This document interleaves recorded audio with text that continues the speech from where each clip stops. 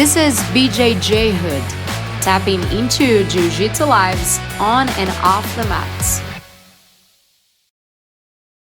Hello, we are back with the BJJ Hood podcast. This is our second episode, and I will let you know right now, this is going to be an episode in Portuguese. So if you're an English speaker, just go ahead to our YouTube channel and you're going to be able to watch it with subtitles in English. Some of our interviews are going to be in Portuguese, some in English, but we're always going to have some subtitles either way, so you guys are going to be able to watch everything.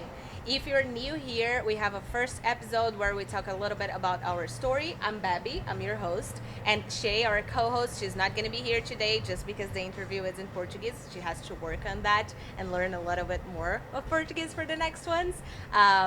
But we're both talking about little bit of our background, a little bit our jiu-jitsu story. So if you didn't check that out yet, just go back on episode 1 after you watch this one here. Today with us we have a special guest. Now I'm gonna switch to Portuguese. Professora Vivi Almeida, tudo bem? Bem-vinda. Tudo bem, obrigada pelo convite. Claro, professora Vivi, ela começou a treinar em 2007, ganhou a faixa preta em 2019, aí 12 anos depois de treino. Já tem um grau na faixa preta, né, professora? Vou deixar ela se apresentar melhor e contar um pouquinho da história dela pra gente. Conta pra gente como é que você começou no jiu-jitsu, né? O que é que te levou ao jiu-jitsu, ou quem te levou pro jiu-jitsu, como é que é a sua história aí, o começo? Então, a minha história, ela vem ela já começa quando eu nem fazia jiu-jitsu, eu acredito. Porque a minha família foi morar na mesma rua que era a Gracie Barra, a primeira Gracie Barra, né, na Barra da Tijuca, em 1986. E foi a mesma época que a minha família se mudou para lá. Então era um clube que tinham várias atividades físicas, você podia escolher o que você queria fazer. E obviamente que a minha mãe colocou meu irmão para fazer jiu-jitsu na Gracie Barra e me colocou para fazer jazz. Engraçado, né? Não quis te colocar para fazer jiu-jitsu de cara. Eu acho bem comum isso, né? Eu tenho 2 filhas meninas e eu hoje fiz o oposto da minha mãe, mas eu acho que naquela época era bem comum que os pais colocassem os meninos para fazerem artes marciais e não as meninas. Então, foi mais ou menos uma trajetória no esporte que eu tentei tudo. Eu saí do jazz e fui para natação. Saí da natação e fui pro vôlei. Saí do vôlei e fui pra capoeira. E ali na capoeira eu fiquei um pouquinho mais. Só que o meu irmão, ele nunca saiu da Gracie Barra, desde o primeiro dia que ele entrou. E ele tinha essa galera, esses amigos desde o início, que eram amigos dentro e fora do tatame. Ele tinha os campeonatos, que ele ia de ônibus com aquela galera toda. Então eu achava aquilo tudo muito legal. Mas eu não tinha acesso ao jiu-jitsu, mas eu tinha acesso a essa comunidade já. Então eu mais ou menos fazia parte disso. Eu ia nos campeonatos, eu conhecia todo mundo e eu recebia essa galera na minha casa, os amigos do meu irmão que vinham, né, lá em casa. Então eu sempre adorei, mas eu não tinha acesso ao jiu-jitsu porque não era muito inclusivo naquela época. Você não lembra era se muito. tinha alguma menina que treinava na época que ele começou ou não? Era só os meninos mesmo? Eu consigo lembrar, assim, agora de 3 meninas que eu via treinando. E eu achava, assim, uma coisa fora do normal, sabe? Porque eu fazia as atividades naquela academia, naquele clube, e eu só via as pessoas subindo e descendo, assim, as escadas para ir pro jiu-jitsu, mas eu não sabia muito bem o que acontecia lá. Eu só sabia que o cheiro era muito ruim. Eu sabia que tinha muito homem. Eles desciam muito suados. Era uma coisa assim que eu falava, que nojo, tipo sabe? assim, eu não quero nem passar lá, quero nem saber o que tá acontecendo ali dentro, né? Não vou nem lá. Eu não quero nem ir lá. Se eu tivesse que falar com meu irmão, eu pedia pra alguém chamar meu irmão. Era mais ou menos assim nessa época. E aí, o meu irmão acabou se mudando para os Estados Unidos. Ele com o mestre Carlos Gracie Jr. tinham esse projeto de expandir.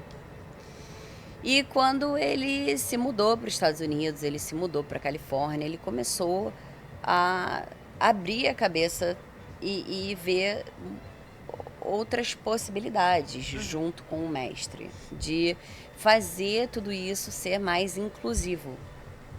E eu sou muito próxima do meu irmão, e a gente começou a conversar, e aí a gente já começou a discutir essa ideia, essa possibilidade de eu treinar jiu-jitsu, mas ainda era uma coisa um pouquinho longe para mim, sabe? E também, um pouco antes disso, né, bem antes disso, eu acabei conhecendo meu marido, né, o professor Flávio, que era aluno do meu irmão de jiu-jitsu quando ele era faixa marrom.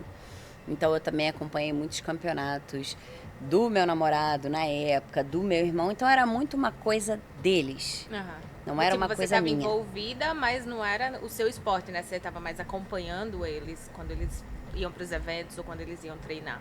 Exatamente, eu acompanhava, eu ficava torcendo, eu dava o apoio que eles precisavam, mas eu não entendia nada que estava acontecendo, na verdade. O que está acontecendo por cima? O que está acontecendo por baixo? Quem está ganhando? Eu não sabia nada. Se você só gritar o nome dele aqui, eu espero que esteja ganhando. Exatamente, mas eu sempre gostei dessa comunidade. E aí, voltando, quando o meu irmão se mudou para os Estados Unidos e ele começou a falar, pô, eu acho que aqui as coisas podem ser diferentes, eu acho que a gente vai começar a fazer uma coisa muito mais inclusiva, a gente está com um plano de dividir as aulas em faixas etárias diferentes, a gente está com um planejamento de um uniforme novo, vai ter aquela blusa por baixo, enfim, começou a criação de tudo. Eu consegui acompanhar o início, né? Essa mudança. E eu já era casada com o Flávio, nós casamos em 2006 e decidimos mudar também para os Estados Unidos e viemos para a casa do meu irmão para trabalhar na academia dele. E aí foi quando eu, de fato, comecei a treinar jiu-jitsu, que eu fiz a minha primeira aula com o meu irmão, a minha primeira aula com o meu marido, e aí eu nunca mais parei. Nessa época, você lembra se na academia que ele tinha já existiam mais meninas? Porque assim, o que a gente vê é que é muito mais fácil, eu acho, quando você entra pra academia, né, entra pro jiu-jitsu com alguém que já é lá de dentro, que você tem confiança, o seu marido, o seu irmão, eram pessoas que estavam lá, então você já estava muito bem. Talvez seja um pouco mais difícil para quem tá vindo sozinho, né? Chega lá, dá de cara, como você viu primeiro, um monte de homem, tudo suado, um fedor danado lá dentro. Eu digava, Maria, não vou nem entrar aqui, né? Não quero nem chegar. Mas nessa época que você realmente começou a treinar, né? Você lembra como que você tá se sentindo? Você lembra se tinham outras meninas? Ou talvez não na academia, mas em outras academias para quem você pudesse olhar e tipo, pô, que legal, eu posso chegar um dia a ser que nem essa menina aqui, que é faixa preta, né? Ter uma pessoa para quem você quer seguir, né? Ou aquela pessoa que é tipo seu ideal dentro do jiu-jitsu. Eu acho muito legal você falar isso, porque essa é a minha motivação principal para fazer o que eu faço hoje, sabe? A minha motivação principal é ser essa pessoa para as meninas, para as mulheres que estão chegando, sabe? Eu quero dar esse conforto para elas. Eu quero que elas se sintam representadas me vendo. Eu acho que essa é a minha motivação maior. Eu tive essa sorte, como você falou, eu tinha meu irmão e eu tinha meu marido. Então, eu estava confortável, eu estava me sentindo segura, mesmo não tendo muitas meninas. Mas eu consigo entender isso. Uma mulher que chega porque ela quer aprender defesa pessoal e ela se sente intimidada, desconfortável quando ela não encontra muitas mulheres para dividir esse espaço com elas. Então, eu tento muito ser essa pessoa, sabe? Nas minhas escolas, que eu dou atenção para essa mulher que está chegando, que eu faço ela se sentir confortável. E eu tento passar isso para as outras meninas também, para que elas possam fazer isso com quem está chegando, porque é fundamental, né? Era isso que eu ia te perguntar, né? Como dona de escola, como professora, uma pessoa que viu todo esse movimento do jiu-jitsu se transformar e né, sair de um lugar onde todas as escolas eram fedidas a suor ou muito sujas, né? Não tinha aquela... Você chegar assim era estranho até de ver. Hoje em dia a gente já vive um momento completamente diferente. As escolas têm uma qualidade visual muito maior. Quando você entra, você se sente bem. São lugares que cheiram bem, o kimono cheira bem. Tá todo mundo vestidinho, uniformizado, né? Tipo assim, o que é que você acha que as pessoas deveriam fazer, ou que as meninas que estão procurando uma escola de jiu-jitsu deveriam procurar, né? Quais são essas green flags aí que elas têm que olhar e dizer, aqui é um lugar legal, um lugar confortável para mim, né? Ou tipo, não, aqui não é um lugar que vai ser interessante, aqui talvez não seja tão bom para mim para eu começar esse esporte. Eu acho que hoje eu fico confortável de falar que se a mulher procura uma escola Gracie Barra, a chance é muito grande dela estar indo num lugar seguro para treinar. Eu não tenho como falar de outros times, outras escolas. Eu não vivo o dia a dia de outros times e outras escolas. Eu vivo mais a realidade da Gracie Barra. Então, eu consigo dizer que só o fato da gente ter divisões de programas, isso já é um avanço, né? Você tem o programa para iniciantes. Então, quando essa mulher iniciante chegar, ela vai ter um programa que foi pensado nela, né? Tem o programa GBF e tem o programa GB1. Ela vai aprender o básico do jiu-jitsu. Ela vai ficar 4 meses nesse programa antes dela fazer um treino, né, livre. Uhum. Ela vai aprender os básicos de defesa pessoal antes dela aprender quedas, por exemplo. Então, tudo isso já é pensado para a segurança dessa pessoa, independente até de ser mulher, pode ser homem também. Uhum. Eu acho que para um iniciante isso já é um avanço enorme. O fato de existir um uniforme adequado, onde está todo mundo, né, com o corpo protegido, não tem aquele desconforto de antigamente que não se usava uma camiseta embaixo do kimono, que, sabe, o kimono ele abre, a gente se movimenta muito e de repente, sabe, tem uma pessoa em cima de você com o peito todo suado no seu rosto. Hoje é mais difícil disso acontecer. Então, vindo para uma escola Gracie Barra, eu acho que já é mais garantido dessa pessoa ter uma boa experiência no início. Já é uma segurança maior, né? Eu Você acho. falou aí do programa GBF, é um programa que a Gracie Barra lançou. Eu também sou Gracie Barra, então eu sei um pouco, né? Eu tô um pouco por dentro do que acontece, mas para as pessoas que não são, né? O que é esse programa e qual é a diferença do programa GBF para um programa normal de iniciante, por exemplo? Então, antes do GBF começar, a gente só apresentava o GB1, o GB2 e o GB3. Então, daquela aula introdutória, que você conhece o aluno e apresenta, né, o que a gente faz e o que é o jiu-jitsu, para o GB1, tava um salto muito grande para a maioria das mulheres que nós entramos em contato, né, na nossa trajetória. As mulheres que nós recebemos na Gracie Barra para entenderem um pouquinho mais do jiu-jitsu, o GB1 estava um pouquinho ainda muita informação. Então, o que nós pensamos? De fazer um programa para as mulheres que seja uma introdução ao GB1, que seja um passo antes. Então, daquele dia que ela veio experimentar uma aula com você até o GB1, ela vai passar pelo GBF. E ali no GBF a gente vai cobrir mais as necessidades das mulheres que nós identificamos, que são umas necessidades mais relacionadas ao nosso corpo, mais relacionadas ao que nós esperamos do jiu-jitsu, mais relacionadas com a nossa história e como a gente se enxerga nesse meio, para nos prepararmos para entrar no GB1. No GB1, qual que é a diferença do GBF para o GB1? No GB1, essa mulher vai dividir o tatame com homens também. Ela vai fazer posições e estudar técnicas que já têm finalizações, que já tem um risco um pouquinho maior, que já tem uns treinos mais específicos. Enquanto que no GBF a gente ainda não ensina essas finalizações, a gente não faz esses treinos mais específicos, um pouquinho mais livres, a gente faz uma coisa mais controlada, de praticar as técnicas, mais de drill. Então eu acho que está facilitando bastante a entrada de mulheres no jiu-jitsu. Você estava falando do GBF, né? De todos os benefícios disso começar.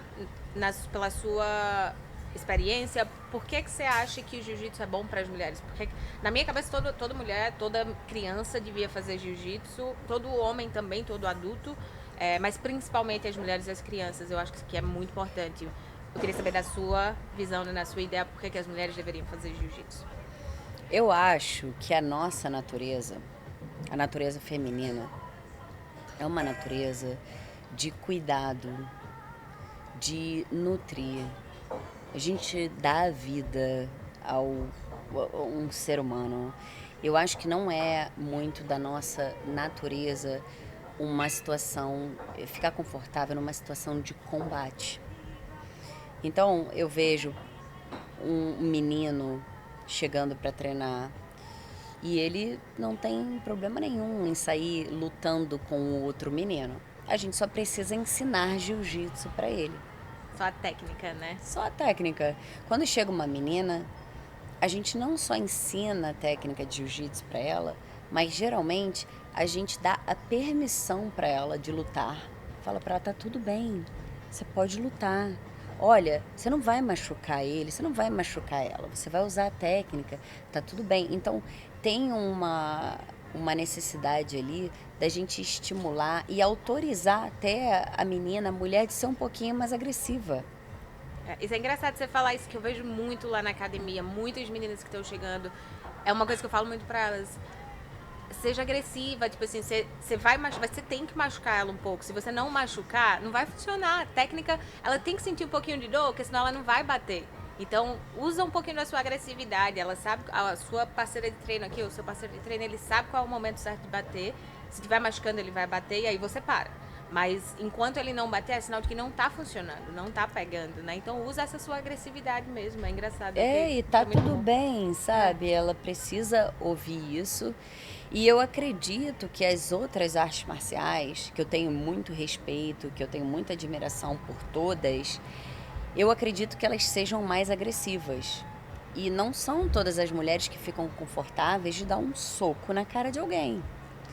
Então eu acho que para você se defender de uma forma que você não está machucando muito o outro, você consegue usar alavancas para escapar sem causar muita dor no outro ou muito desconforto e machucar o outro, é uma coisa que faz muito mais sentido para a mulher, na minha opinião. Faz muito mais sentido uma mulher fazer uma luta que ela é mais gentil do que as outras. Você tem mais controle, né, de até onde você vai, né, dentro da sua técnica. Você pode machucar bastante, mas você pode ir controlando de como você vai machucar aquela pessoa, né, dentro do jiu-jitsu. Eu acho que é o legal, é isso também. E aí me fala também, quando... Pensando na escola num todo, né, a gente tava falando sobre... o que é que as meninas deveriam procurar quando elas vão para uma escola, né? Quais são as red flags, os problemas que elas podem encontrar, as coisas legais que elas podem ver. Na minha opinião, eu acho que tendo mulheres que treinam lá, mulheres que são com faixas mais avançadas, né? Meninas faixas roxas, marrons, pretas, isso é um bom sinal para a escola. Mas eu acho também que é super legal quando a gente tem mulheres que estão ensinando, né? E aí a gente falou disso, você tenta ser essa pessoa para as meninas que chegam na sua academia, aquela pessoa que tá ali faixa preta, que tá treinando há sei lá, 15 anos, e a pessoa olhar para você e pensar, eu posso chegar onde ela chegou, né? Basta eu me manter aqui no caminho, basta eu continuar.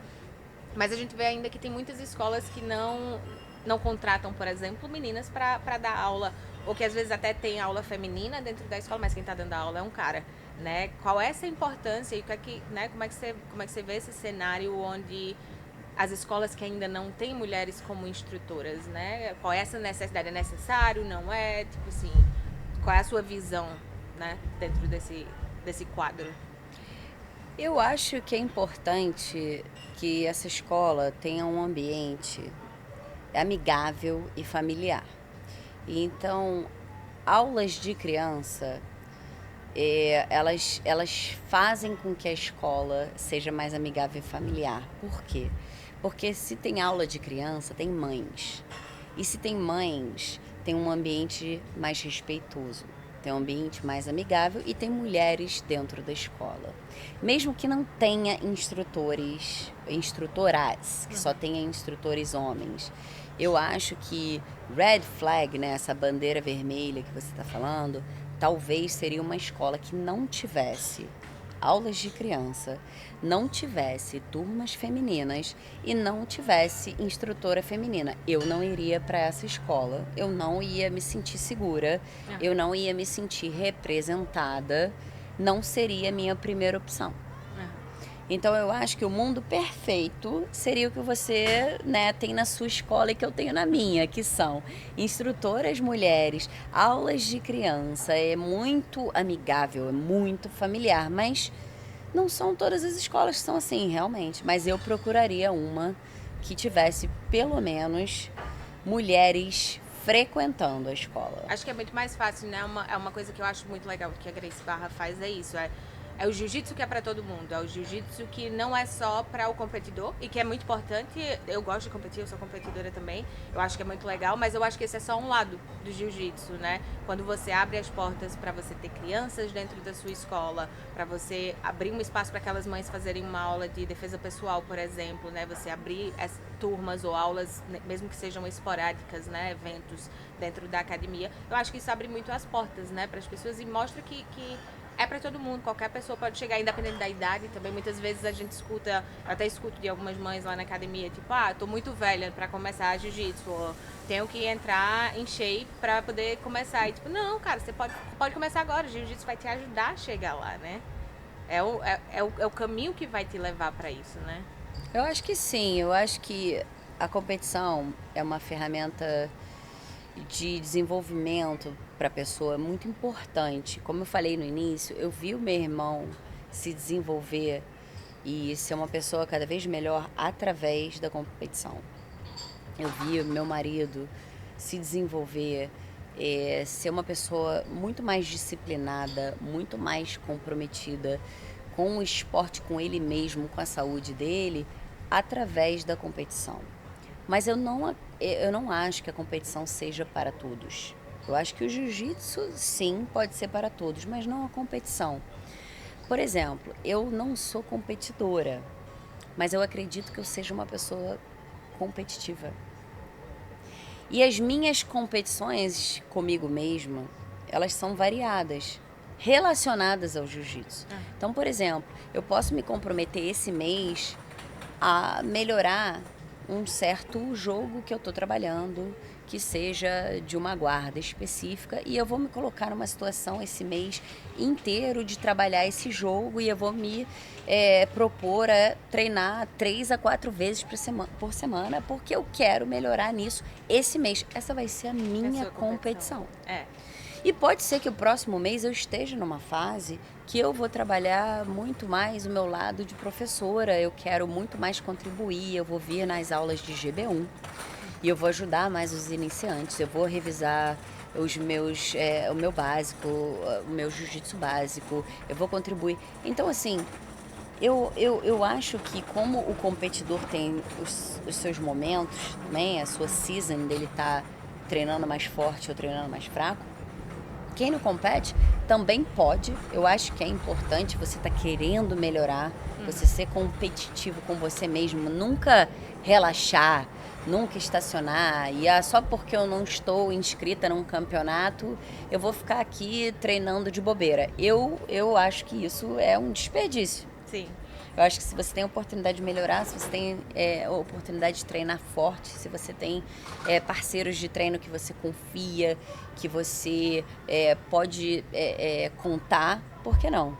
Acho que é muito isso que você falou, né? Cria as suas próprias metas e as suas próprias competições, né? Não de você competir com seu colega dentro da sua academia ou de você querer ser, né, sair batendo todo mundo, ser a melhor do que todo mundo, mas de você passar por cima daquelas coisas que são as suas dificuldades, né? Se você tem uma dificuldade no jogo, se aquele não é o seu melhor jogo, você faz um planejamento para que aquilo ali seja o seu treino, né? Daquele período, de um mês, como você falou, sei lá, menos tempo, mais tempo, mas você vai criando esses próprios desafios, até para deixar o jiu-jitsu interessante, né? Eu acho que se você ficar fazendo muito aquilo que você é bom, né, sei lá, sou muito boa de jogo em pé. Se eu só ficar fazendo aquilo ali, vai ter uma hora que eu cansei, não tem mais graça. Então, o legal do jiu-jitsu é que a gente sempre tem essa oportunidade de estar adicionando coisas diferentes, trazendo posições novas e tentando trabalhar e mantendo a sua cabeça ali sempre fazendo coisas novas, né? Eu acho que sim, e eu acho também que tem fases. Eu acho que o competidor maduro, experiente, ele já consegue entender que não é sobre o treino dele somente, porque isso não vai dar certo a longo prazo. Ele precisa dos seus parceiros de treino para ele poder treinar. Sim. Então, se for só sobre bater nas pessoas, se for só sobre você melhorar o seu jogo, as suas técnicas, e você não pensar na experiência do outro, não tem, isso é vida curta, não tem como você ir muito longe como competidor. Porque você vai treinar onde? Você vai treinar com quem? Faz completo sentido, né? Você precisa do outro, do corpo do outro para treinar. Não tem como você treinar se você não tiver um parceiro de treino, né? É isso. E assim, além do corpo, muito mais do que isso, eu preciso que você fique boa. Eu não preciso só do seu corpo como se você fosse um saco de pancada. Senão eu pego um dummy, um boneco lá e faço. Eu tenho interesse em melhorar o seu jiu-jitsu. Sim. Então, quanto mais eu me dou para você, quanto mais eu penso na sua experiência, mais eu me beneficio também. Sim. Então, toda vez que eu for treinar, eu sei que eu posso contar com você, que você é dura, que você vai me desafiar e o nosso treino vai melhorando, e aí que as duas vão ganhar com isso, né? Eu escuto muitas vezes, principalmente as meninas quando estão chegando, que são com as pessoas com quem eu tento conversar mais, né, e trazer essas pessoas para dentro do tatame. Quando elas chegam, elas falam muito isso. Mas eu acho que quem é mais graduado não quer treinar comigo, eu sou iniciante. E aí eu falo isso para elas às vezes. Mas eu quero treinar com você e eu quero que você fique boa. Eu quero que você fique tão boa que na hora que eu colocar a minha melhor posição em você, você vai defender. Sabe por quê? Porque aí eu vou ter que ficar melhor ainda na minha posição. Então essa é a forma que eu vou te ajudar a evoluir, né? Te ensinar. É uma forma que você vai me ensinar, porque se você começar a descobrir formas de defender aquele meu jogo, eu vou ter que encontrar outras formas de sair daquela posição, ou, né, encontrar outra posição. E aí a gente vai cooperando, cada um vai ajudando no treino do outro, né? Eu acho que assim, você usou a palavra certa, né? Cooperar, né? Cooperar com a competição, andam lado a lado. Eu acho que sem cooperação não existe competição. Com certeza. Vivi, mais uma coisa aqui antes que a gente termine. A gente tá vendo uma ascensão a gente falando de campeonato e tal, de lutas casadas, né? De eventos que estão trazendo as meninas como competidoras e que estão colocando as meninas no auge. Tá acontecendo, a gente tá gravando esse episódio hoje no dia 9 de setembro, tá acontecendo um evento no Brasil, BJJ Stores, que tá pagando para as meninas o mesmo valor que eles pagam para os meninos no GP, né? Você vive do jiu-jitsu hoje, não é, como você falou, você não é uma competidora, você não está vivendo das competições, mas você tem as suas escolas, né? Como é que você vê essa ascensão e, assim, qual seria o mundo ideal para que, não só as mulheres, mas que a gente consiga viver do jiu-jitsu de uma forma que a gente consiga viver bem, né? Como é que você vê essa mudança e também qual seria o lugar ideal de chegar, né? Para dizer assim tá bom, assim estaria perfeito.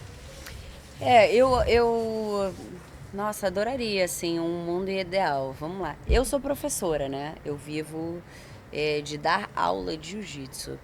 Então, eu entendo que aquela porta se abre para mim. É maravilhoso hoje em dia, porque estamos num momento muito bom.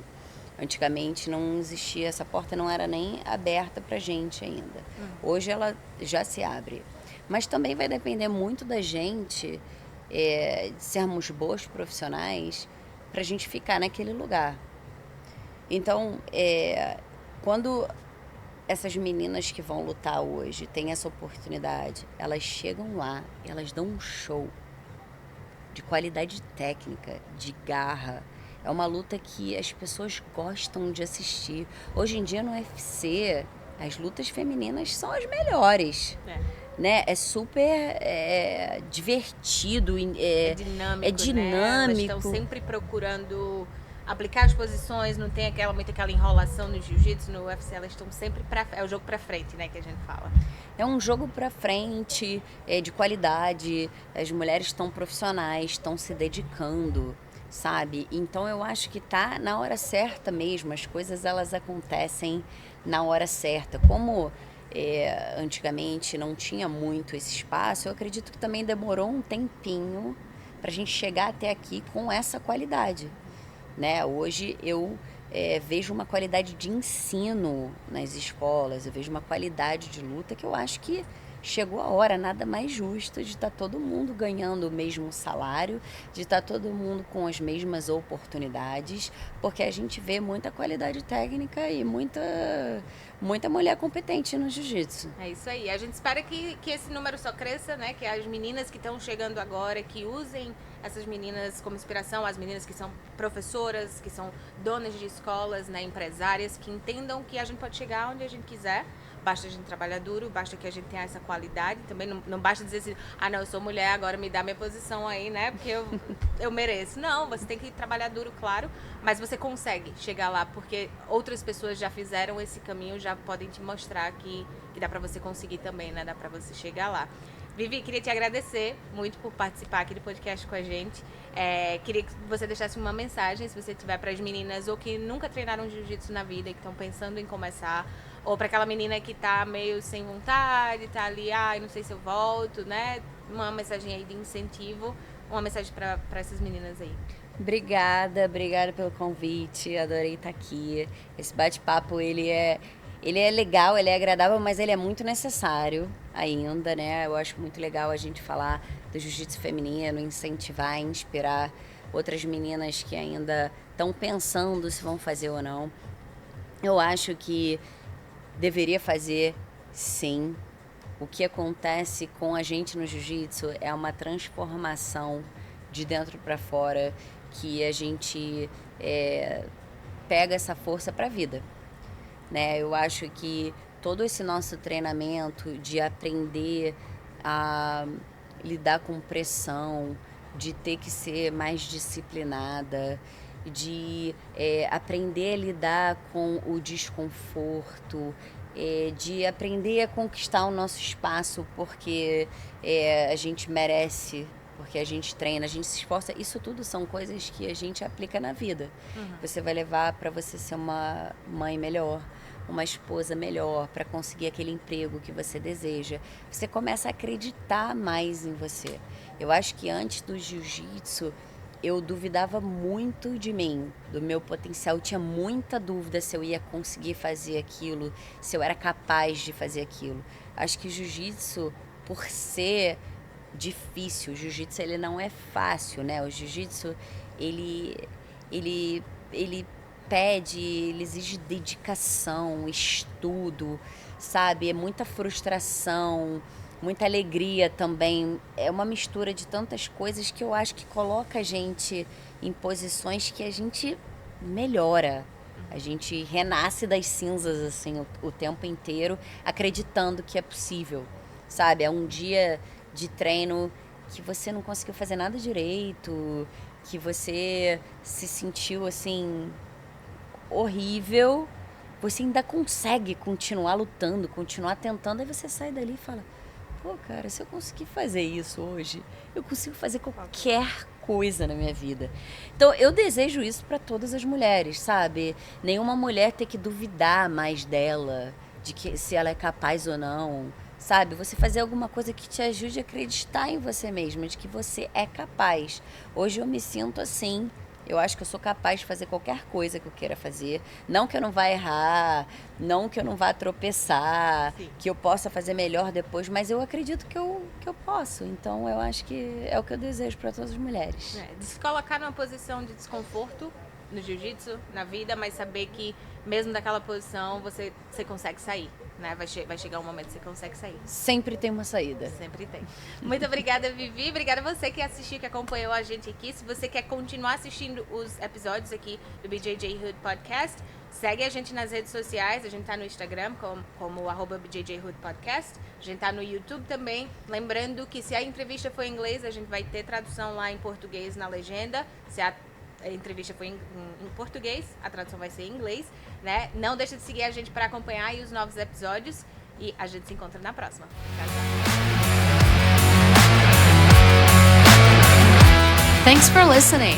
Would you like to share your story? Email us at bjjhoodpodcast@gmail.com. You can also follow us on Instagram at bjjhoodpodcast.